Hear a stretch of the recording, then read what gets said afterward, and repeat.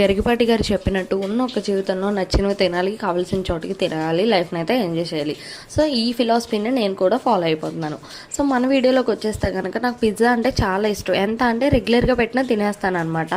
So ఇదైతే కనుక నేను విజయవాడ వచ్చిన ప్రతిసారి పిజ్జా తినకుండా అయితే ఇంటికైతే అసలుకే వెళ్ళను. వీడియోస్ చూస్తూ ఉంటే కనుక పిజ్జా మేకింగ్ అయితే ఇంట్లో చేయడం చాలా ఈజీ అని చెప్పి అయితే చూశాను. మన మెంటాలిటీ గురించి తెలిసిందే కదా, ఏదైనా అనుకున్నామంటే పట్టువదలని విక్రమార్కుల్లో దాన్ని ఎట్లా అయినా సాధించుకోవాలి. సో దానికి కావాల్సిన మెటీరియల్స్ అన్ని ఇన్స్టామార్ట్లో ఆర్డర్ పెట్టి తెప్పించుకున్నాను అనమాట. సో అమ్మ అయితే ఇక్కడ పిజ్జా బేస్ అయితే రెడీ చేసింది. చాలామంది అయితే మైదా పిండితో కూడా చేస్తారు, బట్ మా తమ్ముడు తినకూడదని చెప్పి మేమైతే గోధుమ పిండితో చేసాము. దాని షేప్ అయితే కొంచెం అటు ఇటుగా ఉంది, బట్ టేస్ట్ అయితే నెక్స్ట్ లెవెల్. పిజ్జా చేయడం ఇంత ఈజీ అని చెప్పి చేశాకే నాకు కూడా తెలిసింది. ఇది ఫస్ట్ టైం కాబట్టి ఎట్లా వచ్చిందో తెలియక చికెన్తో అయితే చేయలేదు. ఇంకా కావాల్సిన వెజిటేబుల్స్ అన్నీ ఇట్లా టాపింగ్ ఇచ్చేసి దాని తర్వాత మొజరెల్లా చీజ్తో అయితే చేసేసాము.